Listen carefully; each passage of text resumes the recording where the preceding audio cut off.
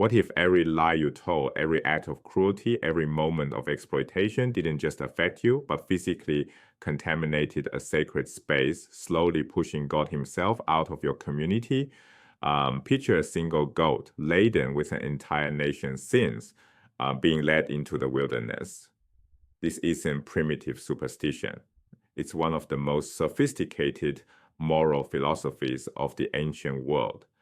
And its message is startlingly relevant. There is no such thing as isolated evil. To understand this ritual, we need to grasp the priestly worldview. In ancient Israel's theology, God literally dwells in the sanctuary among his people.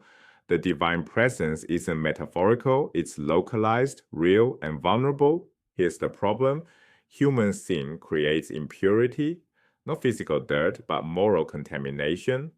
When someone commits murder, sexual violation, or idolatry, that sin doesn't simply vanish. It accumulates like sediment building up in a vessel. Unremitted sins pile up over time, layer upon layer, polluting the sacred space where God dwells. Scholar Jacob Milgrom identified a brilliant principle at work here. He called it the Archimedean principle of sin. Just as an object placed in water displaces that water, sin displaces holiness. Imagine a container representing the sanctuary. Initially, it's filled with golden divine presence, holiness, but every unaddressed sin adds impurity to that container. The impurity rises, the holiness gets pushed out. As more sins accumulate, more holiness is displaced, the divine presence shrinks, and here's the terrifying endpoint. If impurity completely fills the sanctuary, God is driven out entirely. The result? A godless community. No blessing, no protection, no divine presence. The people have literally pushed God away through their accumulated wrongdoing. So how did Israel address this accumulating problem? Enter Yom Kippur, the Day of Atonement. Leviticus chapter 16 describes an annual ritual designed to purge the sanctuary of its accumulated contamination. The process unfolds in stages. First, the high priest offers a hatta't sacrifice. That term is often translated as sin offering, but purification offering captures its function better. This sacrifice begins cleansing the sanctuary itself. The blood isn't primarily about the sinner. It's about purifying the sacred space that sin has polluted. Think of it as spiritual decontamination, targeting the sanctuary rather than the individual. Then comes the dramatic centerpiece, the scapegoat ritual. The high priest takes a live goat and places both hands on its head. He confesses over all the iniquities of the Israelites, every transgression, every sin. The text says he puts them on the goat's head. This isn't symbolic in some vague sense. The sins are transferred, loaded onto the animal. Then a designated man leads the goat into the wilderness, into an inaccessible region. The goat carries the sins away from the community, physically removing the contamination that's threatened to drive God out. The sanctuary is reset. The community gets another year. But why create such an elaborate system? What's the deeper message? Milgrom argues this is a theodicy, a response to the problem of evil. The priestly writers are making a profound ethical claim. You may think you've escaped consequences for your wrongdoing. You may believe your secret sins affect no one.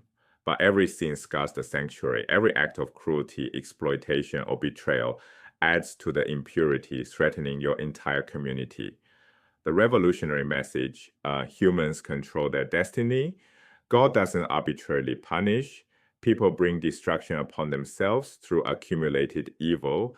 And when judgment finally falls on the wicked, it brings down everyone who tolerated that wickedness, who allowed it to flourish unchecked. This theology wasn't just for one day a year. It shaped daily life through practices like dietary laws. These are hygiene rules. The text makes this explicit.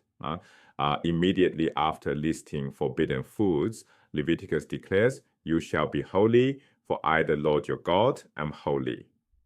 This is about identity formation, not nutrition. The dietary laws create a discipline of separation.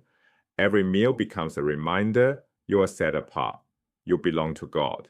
Your daily choices reflect your sacred status. Consider how restrictive these criteria actually are. For land animals, 2 requirements. The creature must chew its cud and have split hooves. Both criteria required, not one or the other. A pig has split hooves but doesn't chew cud. Forbidden. A camel chews cud but lacks split hooves. Forbidden. A rabbit appears to chew cud but has no split hooves. Forbidden. Out of hundreds of potential animals, only cattle, sheep, and goats qualify. 3 categories from the entire animal kingdom. This dramatic limitation creates constant awareness. You cannot eat casually.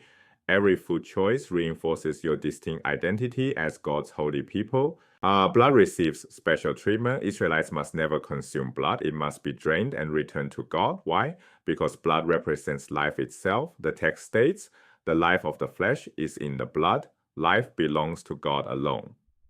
By refusing to consume blood, Israelites acknowledge that life is inviolable, not theirs to claim. Even when taking animal life for food, they recognize limits. They're not ultimate masters. They're stewards operating under divine authority, respecting boundaries that separate the sacred from the ordinary. The dietary laws point to a larger principle about how holiness works. Holiness has 2 essential components. First, divine assignment. God designates something as holy, sets it apart, declares it sacred. But assignment alone isn't enough. Second, human actualization. People must actively maintain that holiness through proper observance. Without both components, holiness fails. God assigns the status. Humans make it real through action. This partnership defines Israel's entire relationship with the divine. God initiates. Humans respond, and neither can accomplish holiness alone. The sacred requires both the divine declaration and the human commitment to honor it. The Sabbath illustrates this perfectly. At creation, God sanctified the 7th day. That's the divine assignment. The day possesses holy status because God declared it so. But if Israel ignores the Sabbath, works through it, treats it as ordinary, the holiness is desecrated. Not because God withdraws it, but because humans fail to actualize it. The Sabbath remains assigned as holy, but without observance, that holiness exists only in potential, never realized. Human action transforms divine designation into lived reality. This is the priestly vision. Holiness requires partnership. God assigns sacred status to time, to people, to space, but humans must actualize that holiness through faithful practice. The call echoes across millennia, "You shall be holy, for I, the Lord your God, am holy."